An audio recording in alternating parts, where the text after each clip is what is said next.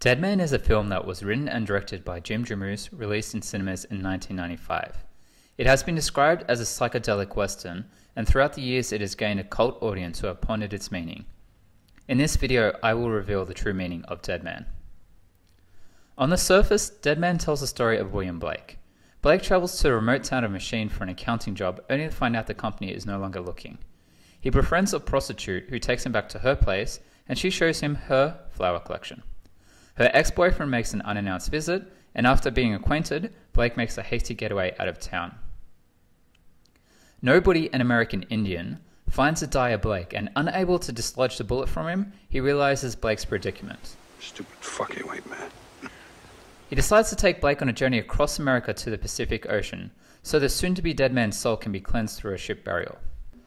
Unfortunately for Blake, the company owner Mr Dickinson was the father of the man he killed. Mr Dickinson offers a large reward for Blake's capture, dead or alive. Throughout the film, Nobody and Blake are pursued by the law and three bounty hunters who are led by the notorious killer Cole. After several close encounters, they make it to the ocean where Blake has his ship burial, only to witness Nobody and Cole shoot and kill each other. Fade to black. I believe that Dead Man tells a tale of a man's journey through Purgatory who is atoning for his sins. In this video, I'll break this idea down. I'll also explore the symbology of the characters, the animals, and darker themes throughout the film to answer the major question, what were Blake's sins that cast him into Purgatory? William Blake is a dead man before the film even starts, and there are many lines of dialogue and suggestive shots that reinforce this idea. The title of the film itself is the first hint given. Well, that doesn't explain why you've come all the way out here. All the way out here to hell. Is this a lie? Or a white man's trick? No.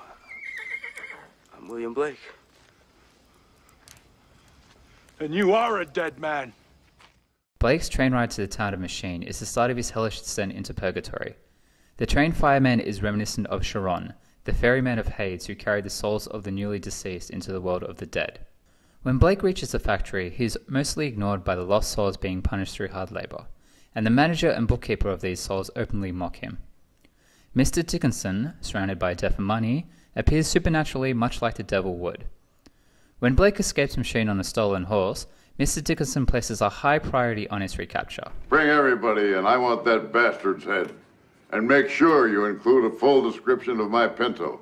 I want that horse back.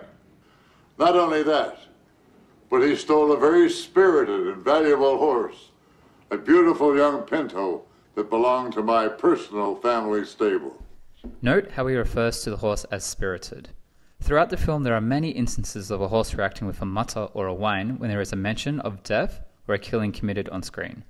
Some of these whines can be explained through the horse's shock of loud gunfire, but often they occur a couple of seconds after the explosion or even when no bullet is fired at all.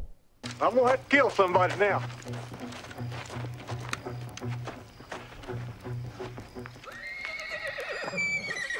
Well, goddammit, I guess nobody gets you. The hell? Nobody.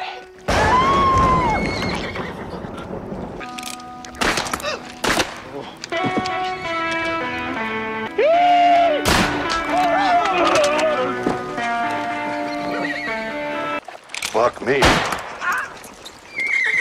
Fuck you. But they hit me on the head with a rifle. All went black. My spirit seemed to leave me.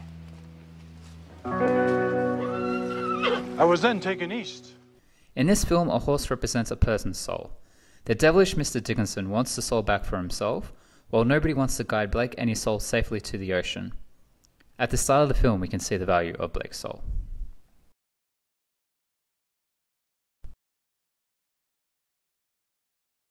One of the recurring cryptic questions from Nobody to Blake is, do you have any tobacco? In Native American culture, tobacco is used for prayer, to show respect, to heal, and give spiritual protection. Nobody wants Blake to collect tobacco as an offering to guide the boat safely to the spiritual world, while also simultaneously questioning him, are you ready to show respect to Native culture? By the end of the film, Blake finally understands the meaning of the tobacco question, and replies jokingly that he doesn't smoke. Nobody cries in happiness. Nobody. I don't smoke. Thel is the first person to ask Blake if he has any tobacco, and this reinforces the idea that Blake is in Purgatory from the beginning of the film. Hey. Soon after, Blake comes across a wanted sign and finds out he is wanted for Thel's murder. This is something that he angrily refuses. I didn't kill Thel. Even though he has made great strides, he completely blocks out the possibility of it to the disappointment of nobody. Your actions are useless. At night, nobody takes Peyote and rejects Blake's participation in it. He still gives Blake advice to think back to his own visions of his past so he can realize why he is in purgatory. Blake misunderstands this advice and asks for his eyeglasses to help him see in the present. In his cryptic ways, nobody draws lightning bolts on Blake's cheeks as a guide on what to think about. The only other time Blake has seen a lightning bolt in this film was when nobody saved him from the fur traders. Soon, nobody leaves and takes the glasses with him, hoping that Blake will make a breakthrough on his own. Perhaps you will see more clearly without them. The next day, Blake is interrupted by 2 police officers and he kills them. These 2 officers are little depictions of stupid white men. They are forgetful, loud, and clumsy. Through their killing, Blake has symbolically broken from the bondages of white man's law and all the deceit that comes from it. He no longer is a stupid white man, and his appreciation of nature and native culture continues to grow. Soon it is night again, and he's still thinking about his past, but he doesn't think back far enough. He is still on his embarrassment at the metalworks factory. I'd like to speak with Mr. Dickinson, please. After he has found penance, he is tested again. Blake walks upon what seems to be a mating bear who turns to attack him.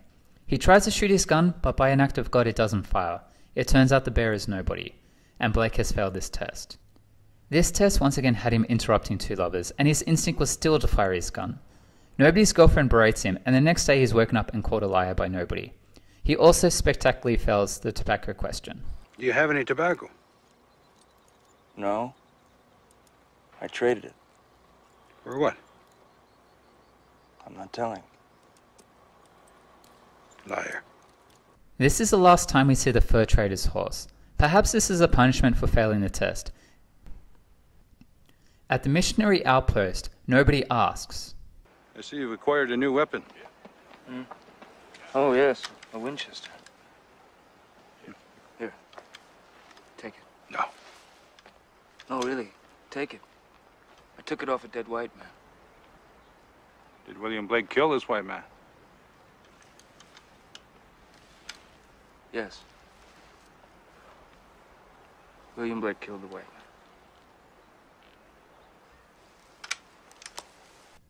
Nobody now knows that Blake has killed the stupid white man in himself and is moving on to the last part of the spiritual journey.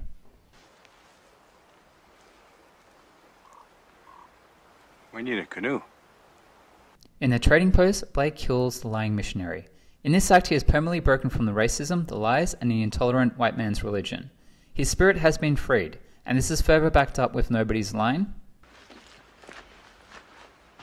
I'll free the horses. On the canoe, even though his spirit is freed, it is still scared for him, for he still needs to complete the rest of his journey through Purgatory. Blake is dragged through the Indian village, and the elders accept him as one of their own. We know this because he is adorned in an outfit that is similar to the elder in the middle. Both outfits have 2 patches of whales. He is taken to the ocean by nobody, and his journey is complete, as he has successfully made it onto the boat with his sins forgiven and his mind and soul expanded through native culture. Nobody waves goodbye, and Blake's journey through Purgatory is over. Thanks for watching my analysis. I hope you enjoyed it and that it answered any questions that you may have. If you have any comments on the video, it will be appreciated. If you enjoyed this video, please rate, subscribe, and share. Thank you.